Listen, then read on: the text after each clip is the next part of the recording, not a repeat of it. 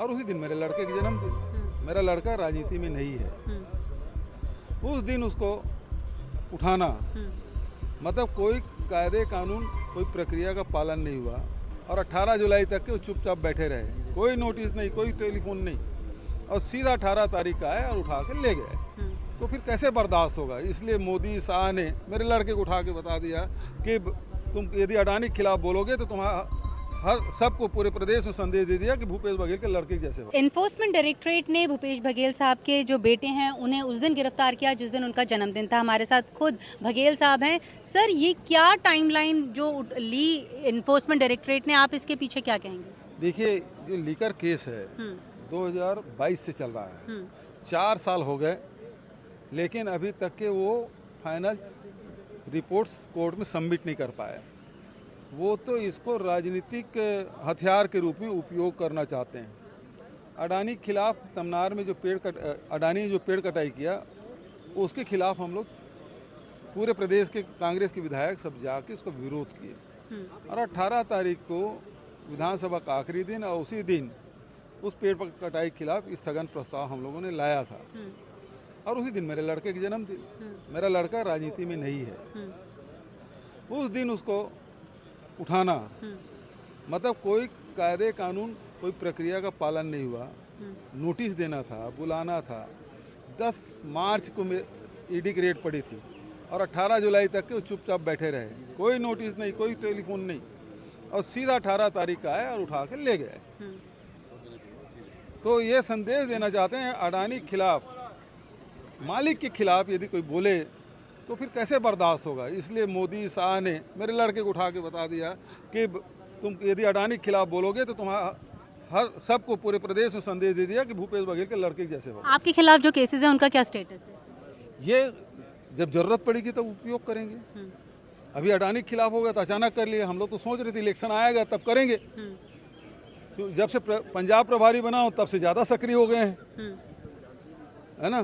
मैं बिहार भी चल देता हूँ, मैं कर्नाटक भी चल देता हूँ, पिछड़े वर्ग की बैठक में चल देता हूँ। तो इस कारण से कुछ ज़्यादा तकलीफ हो रही। बनारस भी गया था अभी जो एक हमारे 9 बार के विधायक थे कामरेड उदल, तो उसके जयंती समारोह था, उसमें चला गया। बनारस में था और बड़े लोग आए, बड़ी संख्या में लोग आए थे, तो बर्दाश्त कैसे होगा? सर, आखिरी सवाल, ये जो छत्तीसगढ़ की सरकार क्लेम कर रही है कि नक्सलवाद फ्री हो जाएंगे मार्च 2026 तक, आपका क्या कहना है कि जो आपका काम था उसके ऊपर आगे काम किया जा रहा है या इनकी तरफ से ज़्यादा काम किया जा रहा है? देखिए, भारतीय जनता पार्टी तो दमनकारी नीति चलती है। हमारी सरकार में ये था कि ये राजनीतिक, आर्थिक और सामाजिक समस्या है और उसके तहत हम लोगों ने वहाँ के किसान हैं उसको आर्थिक रूप से मजबूत किया, वहाँ के नौजवानों को रोज़गार देने का काम किया, महिलाओं की एम्पावरमेंट किया, शिक्षा की व्यवस्था की, स्वास्थ्य की व्यवस्था की, फिर उसके बाद विकास के कार्य किए। तो नक्सलवाद ख़त्म हो गया था। 600 गांव से वो ख़त्म हो गए थे। अभी जो कर रहे हैं इसमें, जब से अमित शाह ने मोर्चा संभाला है तब से स्थिति ये है, NIA इतना केस किए हैं, किसी की जानकारी नहीं। नेशनल मीडिया भी आप बता दें कि छत्तीसगढ़ में NIA ने कितने केस दर्ज किए और कितने गिरफ्तार किए हैं, किसी को जानकारी नहीं है NIA के अलावा। पहले तो ये है कि कोई भी घटना होती थी मीडिया को जानकारी देते कि इतने लोग गिरफ्तार हुए इस केस में, लेकिन अभी NIA लगातार कार्रवाई कर रही, कितने केस दर्ज हुए, कितने लोग गिरफ्तार हुए, किसी की जानकारी नहीं है। और इसी कारण से दक्षिण बस्तर में करीब 35 से 40 हज़ार लोग, नवयुवक नवयुवती प्रदेश छोड़ के दूसरे प्रदेश में चले, तेलंगाना जाए, आंध्र प्रदेश जाए, महाराष्ट्र जाए, इन प्रदेशों को चले गए हैं क्योंकि NIA बहुत तंग कर रही है। और दूसरा, फर्जी इनकाउंटर हो रहा है।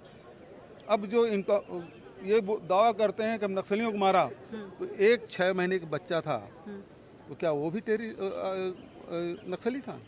6 महीने का बच्चा कैसे नक्सली हो सकता है? लेकिन मारे उसको भी गिनती करके बता दे कि ये नक्सली है। सर, आपके जो बेटे हैं उनके लिए अब आप क्या लीगल प्रोसेस अपनाएंगे? वो तो लीगल प्रोसेस चलेगा और सब लोग जानते हैं कि जो कानून बना है उसमें सुप्रीम कोर्ट आए बिना रिलीफ नहीं मिलता। उसमें भी आओ तो मिलेगा नहीं मिलेगा कोई नहीं जानता। लेकिन ये लड़ाई मेरे बेटे का नहीं है, ये लड़ाई कोई भ्रष्टाचार का नहीं है। ये लड़ाई जो भी मोदी शाह का विरोध करेगा उसको कुचल दिया जाएगा, ख़त्म कर दिया जाएगा, दबा दिया जाएगा। आप दिल्ली आए, आला कमान से मिले, कुछ सपोर्ट मिला आपको? पूरा पहले दिन ही राहुल जी का फ़ोन आ गया था, प्रियंका जी का फ़ोन आ गया था, खड़गे जी का फ़ोन आ गया था। आज सब लोग उन्होंने कहा कि पूरी पार्टी आपके साथ है। और ये भूपेश बघेल की लड़ाई नहीं है, ये अडानी के खिलाफ लड़ाई है। जो वहाँ जंगल काट रहे हैं, जो वहाँ कोयला अवैध उत्खनन कर रहे हैं, उसके खिलाफ लड़ाई है। शुक्रिया सर।